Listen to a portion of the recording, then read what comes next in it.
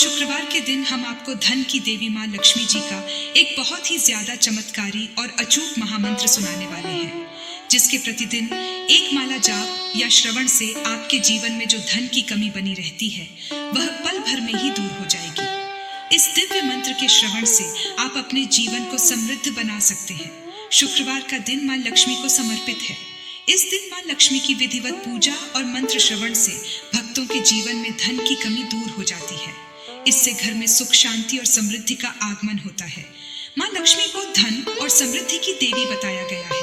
माँ लक्ष्मी को प्रसन्न करने के लिए यह मंत्र एक सिद्ध मंत्र है। तो प्रिय भक्तों, आइए माँ लक्ष्मी के इस महामंत्र को सुन लेते हैं। एक बात ध्यान में रखना कि मंत्र पूरा 108 बार या इससे ज्यादा सुनना है, मतलब कि इस वीडियो को पूरा सुनना है। सुनते सुनते आप ध्यान मग्न हो जाएंगे। आप अपनी दुकान या घर पर कहीं भी इस मंत्र को सुन सकते हैं। हम आशा करते हैं कि आपको शीघ्र ही लाभ मिलेगा। अगर आपको हमारा यह वीडियो पसंद आए तो एक लाइक जरूर करिएगा। हमारे चैनल गुप्त मंत्र को सब्सक्राइब जरूर करिएगा। कमेंट में जय मां लक्ष्मी लिखकर अपनी उपस्थिति जरूर दिखाइएगा। अब मंत्र श्रवण करें। महालक्ष्मी नमस्तुभ्यं नमस्तुभ्यं सुरेश्वरी हरिप्रिय नमस्तुभ्यं नमस्तुभ्यं दयानिधे। महालक्ष्मी नमस्तुभ्यं नमस्तुभ्यं सुरेश्वरी हरिप्रिय नमस्तुभ्यं नमस्तुभ्यं दयानिधे। महालक्ष्मी नमस्तुभ्यं नमस्तुभ्यं सुरेश्वरी हरिप्रिय नमस्तुभ्यं नमस्तुभ्यं दयानिधे। महालक्ष्मी नमस्तुभ्यं नमस्तुभ्यं सुरेश्वरी हरिप्रिय नमस्तुभ्यं नमस्तुभ्यं दयानिधे। महालक्ष्मी नमस्तुभ्यं नमस्तुभ्यं सुरेश्वरी हरिप्रिय नमस्तुभ्यं नमस्तुभ्यं दयानिधे। महालक्ष्मी नमस्तुभ्यं नमस्तुभ्यं सुरेश्वरी हरिप्रिय नमस्तुभ्यं नमस्तुभ्यं दयानिधे। महालक्ष्मी नमस्तुभ्यं नमस्तुभ्यं सुरेश्वरी हरिप्रिय नमस्तुभ्यं नमस्तुभ्यं दयानिधे। महालक्ष्मी नमस्तुभ्यं नमस्तुभ्यं सुरेश्वरी हरिप्रिय नमस्तुभ्यं नमस्तुभ्यं दयानिधे। महालक्ष्मी नमस्तुभ्यं नमस्तुभ्यं सुरेश्वरी हरिप्रिय नमस्तुभ्यं नमस्तुभ्यं दयानिधे। महालक्ष्मी नमस्तुभ्यं नमस्तुभ्यं सुरेश्वरी हरिप्रिय नमस्तुभ्यं नमस्तुभ्यं दयानिधे। महालक्ष्मी नमस्तुभ्यं नमस्तुभ्यं सुरेश्वरी हरिप्रिय नमस्तुभ्यं नमस्तुभ्यं दयानिधे। महालक्ष्मी नमस्तुभ्यं नमस्तुभ्यं सुरेश्वरी हरिप्रिय नमस्तुभ्यं नमस्तुभ्यं दयानिधे। महालक्ष्मी नमस्तुभ्यं नमस्तुभ्यं सुरेश्वरी हरिप्रिय नमस्तुभ्यं नमस्तुभ्यं दयानिधे। महालक्ष्मी नमस्तुभ्यं नमस्तुभ्यं सुरेश्वरी हरिप्रिय नमस्तुभ्यं नमस्तुभ्यं दयानिधे। महालक्ष्मी नमस्तुभ्यं नमस्तुभ्यं सुरेश्वरी हरिप्रिय नमस्तुभ्यं नमस्तुभ्यं दयानिधे। महालक्ष्मी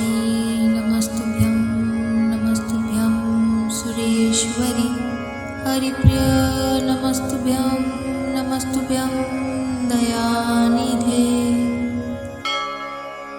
महालक्ष्मी नमस्तुभ्यं नमस्तुभ्यं सुरेश्वरी। हरिप्रिय नमस्तुभ्यं नमस्तुभ्यं दयानिधे। महालक्ष्मी नमस्तुभ्यं नमस्तुभ्यं सुरेश्वरी। हरिप्रिय नमस्तुभ्यं नमस्तुभ्यं दयानिधे। महालक्ष्मी नमस्तुभ्यं नमस्तुभ्यं सुरेश्वरी। हरिप्रिय नमस्तुभ्यं नमस्तुभ्यं दयानिधे। महालक्ष्मी नमस्तुभ्यं नमस्तुभ्यं सुरेश्वरी। हरिप्रिय नमस्तुभ्यं नमस्तुभ्यं दयानिधे।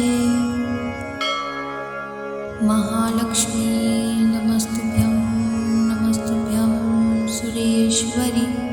हरिप्रिय नमस्तुभ्यं नमस्तुभ्यं दयानिधे। महालक्ष्मी नमस्तुभ्यं नमस्तुभ्यं सुरेश्वरी। हरिप्रिय नमस्तुभ्यं नमस्तुभ्यं दयानिधे। महालक्ष्मी नमस्तुभ्यं नमस्तुभ्यं सुरेश्वरी। हरिप्रिय नमस्तुभ्यं नमस्तुभ्यं दयानिधे। महालक्ष्मी नमस्तुभ्यं नमस्तुभ्यं सुरेश्वरी। हरिप्रिय नमस्तुभ्यं नमस्तुभ्यं दयानिधे। महालक्ष्मी नमस्तुभ्यं नमस्तुभ्यं सुरेश्वरी। हरिप्रिय नमस्तुभ्यं नमस्तुभ्यं दयानिधे। महालक्ष्मी नमस्तुभ्यं नमस्तुभ्यं सुरेश्वरी। हरिप्रिय नमस्तुभ्यं नमस्तुभ्यं दयानिधे। महालक्ष्मी नमस्तुभ्यं नमस्तुभ्यं सुरेश्वरी। हरिप्रिय नमस्तुभ्यं नमस्तुभ्यं दयानिधे। महालक्ष्मी नमस्तुभ्यं नमस्तुभ्यं सुरेश्वरी। हरिप्रिय नमस्तुभ्यं नमस्तुभ्यं दयानिधे। महालक्ष्मी नमस्तुभ्यं नमस्तुभ्यं सुरेश्वरी। हरिप्रिय नमस्तुभ्यं नमस्तुभ्यं दयानिधे। महालक्ष्मी नमस्तुभ्यं नमस्तुभ्यं सुरेश्वरी। हरिप्रिय नमस्तुभ्यं नमस्तुभ्यं दयानिधे। महालक्ष्मी नमस्तुभ्यं नमस्तुभ्यं सुरेश्वरी। हरिप्रिय नमस्तुभ्यं नमस्तुभ्यं दयानिधे। महालक्ष्मी नमस्तुभ्यं नमस्तुभ्यं सुरेश्वरी। हरिप्रिय नमस्तुभ्यं नमस्तुभ्यं दयानिधे। महालक्ष्मी नमस्तुभ्यं नमस्तुभ्यं सुरेश्वरी। हरिप्रिय नमस्तुभ्यं नमस्तुभ्यं दयानिधे। महालक्ष्मी नमस्तुभ्यं नमस्तुभ्यं सुरेश्वरी। हरिप्रिय नमस्तुभ्यं नमस्तुभ्यं दयानिधे। महालक्ष्मी नमस्तुभ्यं नमस्तुभ्यं सुरेश्वरी। हरिप्रिय नमस्तुभ्यं नमस्तुभ्यं दयानिधे। महालक्ष्मी नमस्तुभ्यं नमस्तुभ्यं सुरेश्वरी। हरिप्रिय नमस्तुभ्यं नमस्तुभ्यं दयानिधे।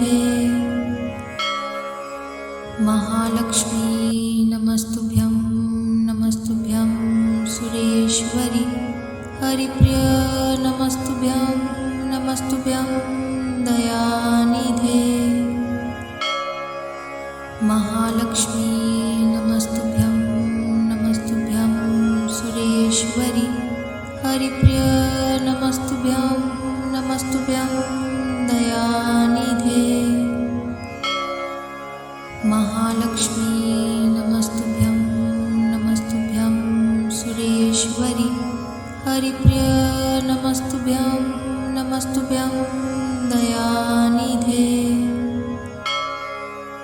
महालक्ष्मी नमस्तुभ्यं नमस्तुभ्यं सुरेश्वरी हरिप्रिय नमस्तुभ्यं नमस्तुभ्यं दयानिधे महालक्ष्मी नमस्तुभ्यं नमस्तुभ्यं सुरेश्वरी हरिप्रिय नमस्तुभ्यं नमस्तुभ्यं दयानिधे महालक्ष्मी नमस्तुभ्यं नमस्तुभ्यं सुरेश्वरी हरिप्रिय नमस्तुभ्यं नमस्तुभ्यं दयानिधे महालक्ष्मी नमस्तुभ्यं नमस्तुभ्यं सुरेश्वरी हरिप्रिय नमस्तुभ्यं नमस्तुभ्यं दयानिधे महालक्ष्मी नमस्तुभ्यं नमस्तुभ्यं सुरेश्वरी हरिप्रिय नमस्तुभ्यं नमस्तुभ्यं दयानिधे महालक्ष्मी नमस्तुभ्यं नमस्तुभ्यं सुरेश्वरी हरिप्रिय नमस्तुभ्यं नमस्तुभ्यं दयानिधे महालक्ष्मी नमस्तुभ्यं नमस्तुभ्यं सुरेश्वरी हरिप्रिय नमस्तुभ्यं नमस्तुभ्यं दयानिधे महालक्ष्मी नमस्तुभ्यं नमस्तुभ्यं सुरेश्वरी हरिप्रिय नमस्तुभ्यं नमस्तुभ्यं दयानिधे महालक्ष्मी नमस्तुभ्यं नमस्तुभ्यं सुरेश्वरी हरिप्रिय नमस्तुभ्यं नमस्तुभ्यं दयानिधे महालक्ष्मी नमस्तुभ्यं नमस्तुभ्यं सुरेश्वरी हरिप्रिय नमस्तुभ्यं नमस्तुभ्यं दयानिधे महालक्ष्मी नमस्तुभ्यं नमस्तुभ्यं सुरेश्वरी हरिप्रिय नमस्तुभ्यं नमस्तुभ्यं दयानिधे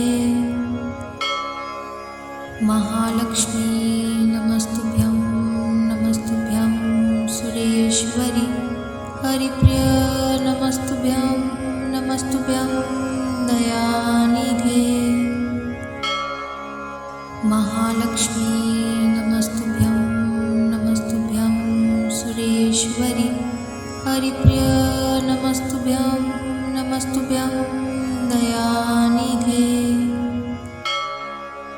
महालक्ष्मी नमस्तुभ्यं नमस्तुभ्यं सुरेश्वरी हरिप्रिय नमस्तुभ्यं नमस्तुभ्यं दयानिधे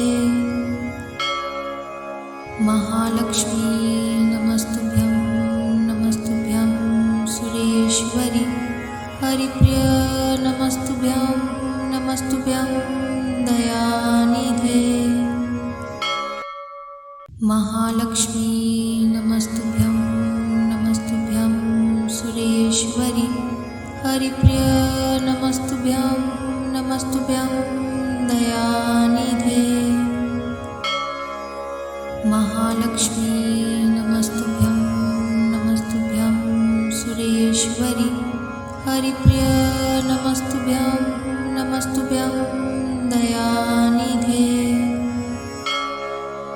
महालक्ष्मी नमस्तुभ्यं नमस्तुभ्यं सुरेश्वरी हरिप्रिय नमस्तुभ्यं नमस्तुभ्यं दयानिधे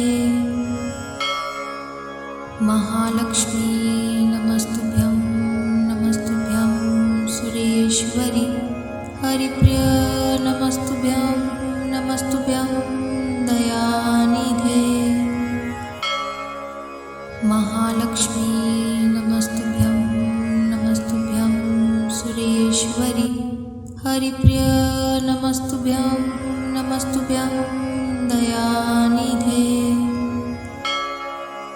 महालक्ष्मी नमस्तुभ्यं नमस्तुभ्यं सुरेश्वरी हरिप्रिय नमस्तुभ्यं नमस्तुभ्यं दयानिधे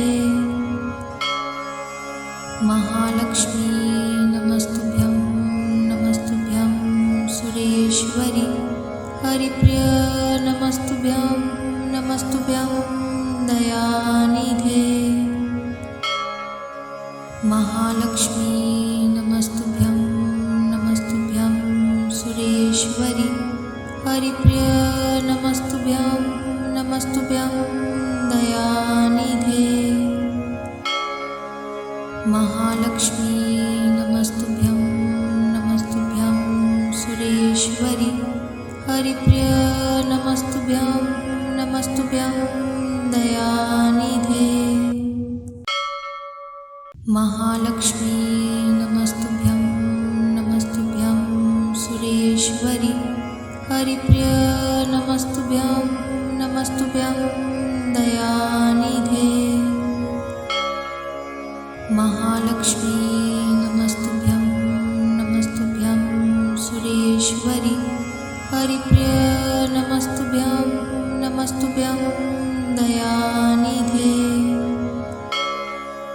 महालक्ष्मी नमस्तुभ्यं नमस्तुभ्यं सुरेश्वरी हरिप्रिय नमस्तुभ्यं नमस्तुभ्यं दयानिधे महालक्ष्मी नमस्तुभ्यं नमस्तुभ्यं सुरेश्वरी हरिप्रिय नमस्तुभ्यं नमस्तुभ्यं दयानिधे महालक्ष्मी नमस्तुभ्यं नमस्तुभ्यं सुरेश्वरी हरिप्रिय नमस्तुभ्यं नमस्तुभ्यं दयानिधे महालक्ष्मी नमस्तुभ्यं नमस्तुभ्यं सुरेश्वरी हरिप्रिय नमस्तुभ्यं नमस्तुभ्यं दयानिधे महालक्ष्मी नमस्तुभ्यं नमस्तुभ्यं सुरेश्वरी हरिप्रिय नमस्तुभ्यं नमस्तुभ्यं दयानिधे महालक्ष्मी नमस्तुभ्यं नमस्तुभ्यं सुरेश्वरी हरिप्रिय नमस्तुभ्यं नमस्तुभ्यं दयानिधे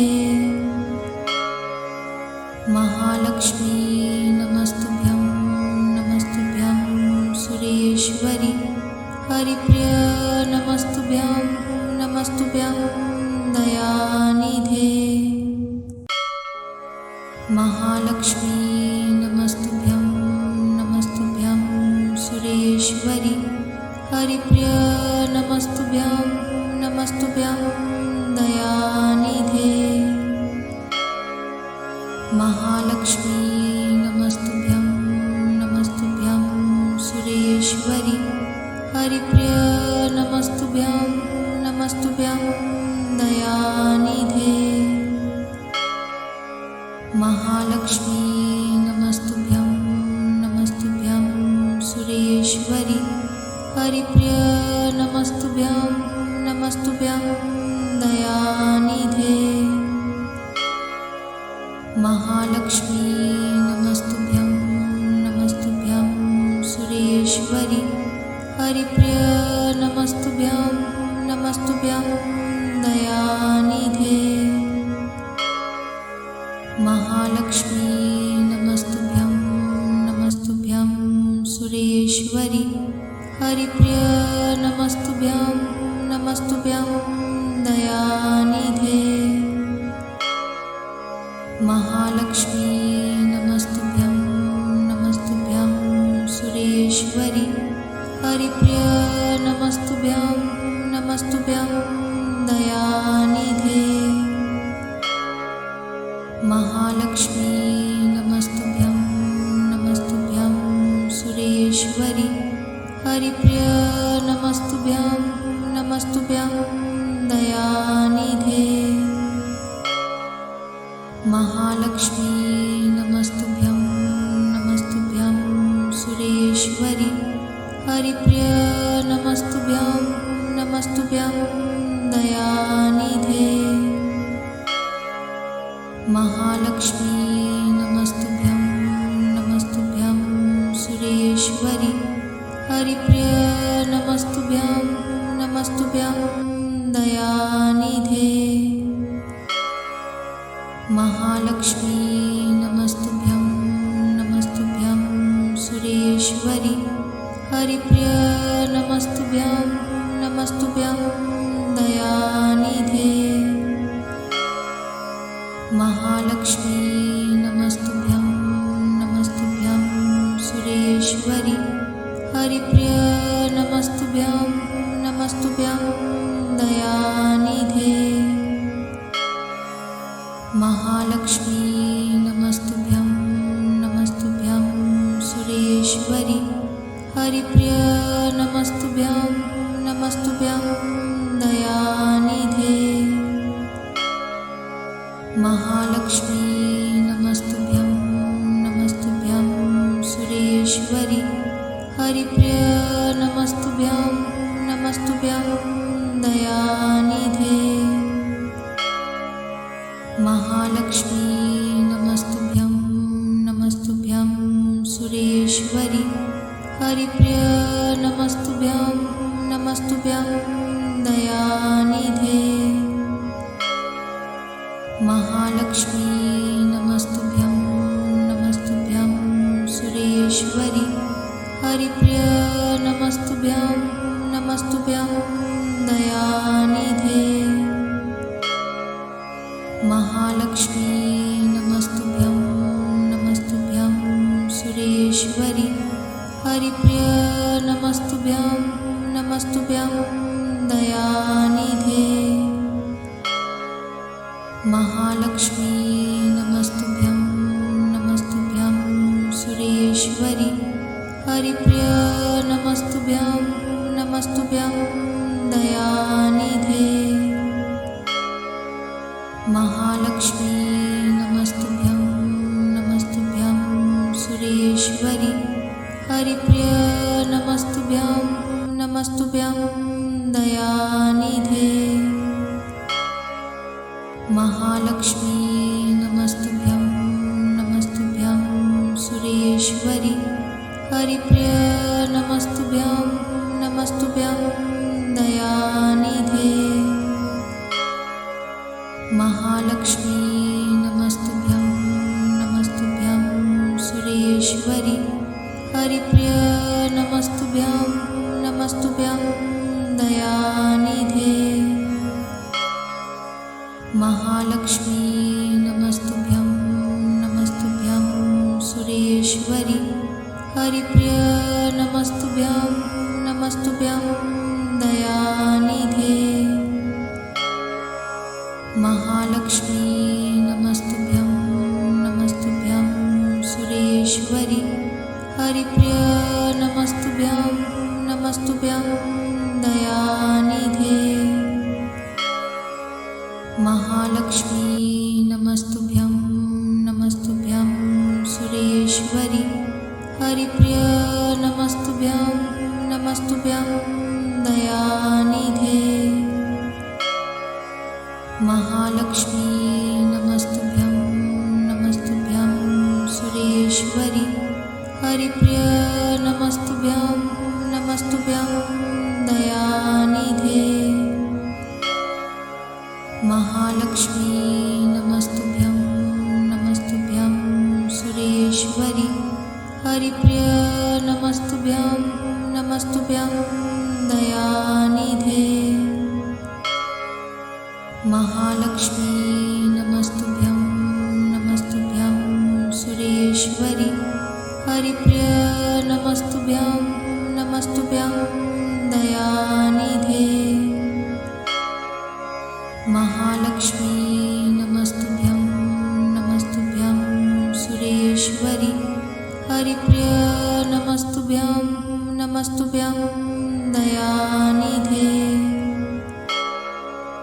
महालक्ष्मी नमस्तुभ्यं नमस्तुभ्यं सुरेश्वरी हरिप्रिय नमस्तुभ्यं नमस्तुभ्यं दयानिधे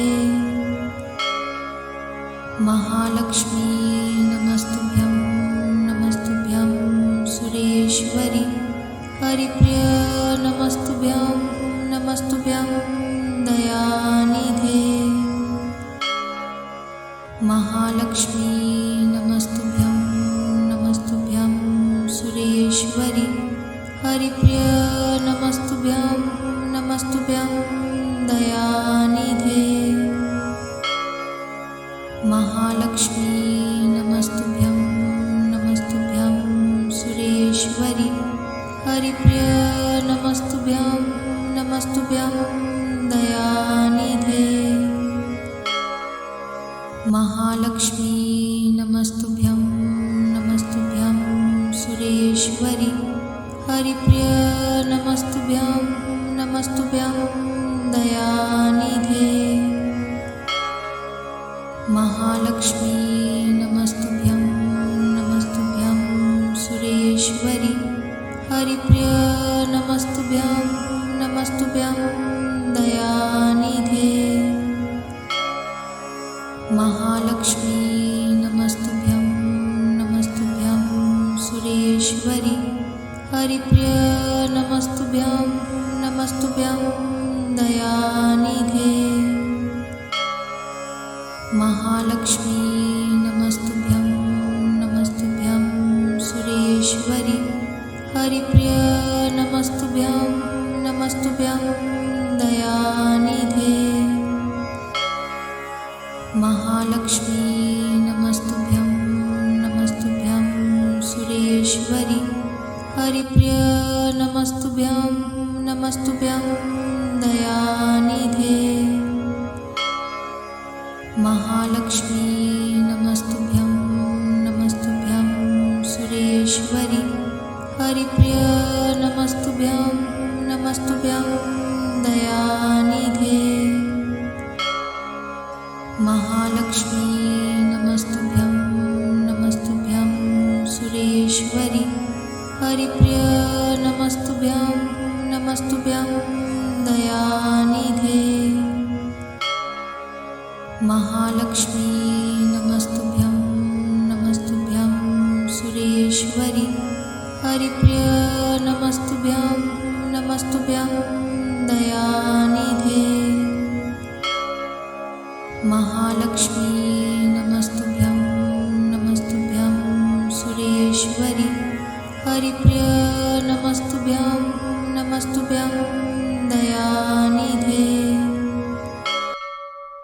महालक्ष्मी नमस्तुभ्यं नमस्तुभ्यं सुरेश्वरी हरिप्रिय नमस्तुभ्यं नमस्तुभ्यं दयानिधे महालक्ष्मी नमस्तुभ्यं नमस्तुभ्यं सुरेश्वरी हरिप्रिय नमस्तुभ्यं नमस्तुभ्यं दयानिधे महालक्ष्मी नमस्तुभ्यं नमस्तुभ्यं सुरेश्वरी हरिप्रिय नमस्तुभ्यं नमस्तुभ्यं दयानिधे महालक्ष्मी नमस्तुभ्यं नमस्तुभ्यं सुरेश्वरी हरिप्रिय नमस्तुभ्यं नमस्तुभ्यं दयानिधे महालक्ष्मी नमस्तुभ्यं नमस्तुभ्यं सुरेश्वरी हरिप्रिय नमस्तुभ्यं नमस्तुभ्यं दयानिधे महालक्ष्मी नमस्तुभ्यं नमस्तुभ्यं सुरेश्वरी हरिप्रिय नमस्तुभ्यं नमस्तुभ्यं दयानिधे महालक्ष्मी नमस्तुभ्यं नमस्तुभ्यं सुरेश्वरी हरिप्रिय नमस्तुभ्यं नमस्तुभ्यं दयानिधे महालक्ष्मी नमस्तुभ्यं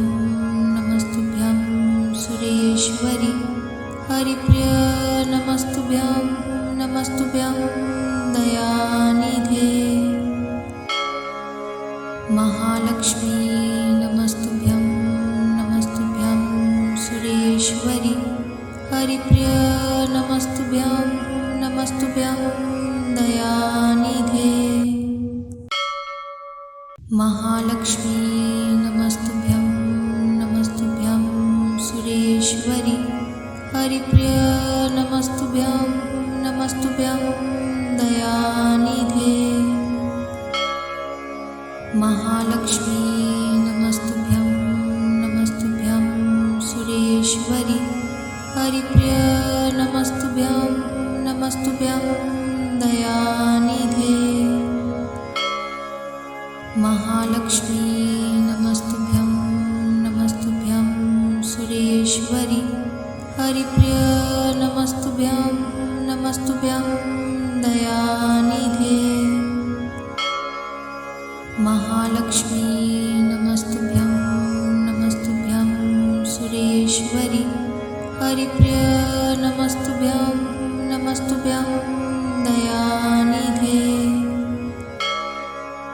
महालक्ष्मी नमस्तुभ्यं नमस्तुभ्यं सुरेश्वरी हरिप्रिय नमस्तुभ्यं नमस्तुभ्यं दयानिधे महालक्ष्मी नमस्तुभ्यं नमस्तुभ्यं सुरेश्वरी हरिप्रिय नमस्तुभ्यं नमस्तुभ्यं दयानिधे महालक्ष्मी नमस्तुभ्यं नमस्तुभ्यं सुरेश्वरी हरिप्रिय नमस्तुभ्यं नमस्तुभ्यं दयानिधे महालक्ष्मी नमस्तुभ्यं नमस्तुभ्यं सुरेश्वरी हरिप्रिय नमस्तुभ्यं नमस्तुभ्यं दयानिधे महालक्ष्मी नमस्तुभ्यं नमस्तुभ्यं सुरेश्वरी हरिप्रिय नमस्तुभ्यं नमस्तुभ्यं दयानिधे महालक्ष्मी नमस्तुभ्यं नमस्तुभ्यं सुरेश्वरी हरिप्रिय नमस्तुभ्यं नमस्तुभ्यं दयानिधे महालक्ष्मी नमस्तुभ्यं नमस्तुभ्यं सुरेश्वरी हरिप्रिय नमस्तुभ्यं नमस्तुभ्यं दयानिधे महालक्ष्मी नमस्तुभ्यं नमस्तुभ्यं सुरेश्वरी हरिप्रिय नमस्तुभ्यं नमस्तुभ्यं दयानिधे महालक्ष्मी नमस्तुभ्यं नमस्तुभ्यं सुरेश्वरी हरिप्रिय नमस्तुभ्यं नमस्तुभ्यं दयानिधे महालक्ष्मी नमस्तुभ्यं नमस्तुभ्यं सुरेश्वरी हरिप्रिय नमस्तुभ्यं नमस्तुभ्यं दयानिधे महालक्ष्मी नमस्तुभ्यं नमस्तुभ्यं सुरेश्वरी हरिप्रिय नमस्तुभ्यं नमस्तुभ्यं दयानिधे महालक्ष्मी नमस्तुभ्यं नमस्तुभ्यं सुरेश्वरी हरिप्रिय नमस्तुभ्यं नमस्तुभ्यं दयानिधे महालक्ष्मी नमस्तुभ्यं नमस्तुभ्यं सुरेश्वरी हरिप्रिय नमस्तुभ्यं नमस्तुभ्यं दयानिधे महालक्ष्मी नमस्तुभ्यं नमस्तुभ्यं सुरेश्वरी हरिप्रिय नमस्तुभ्यं नमस्तुभ्यं दयानिधे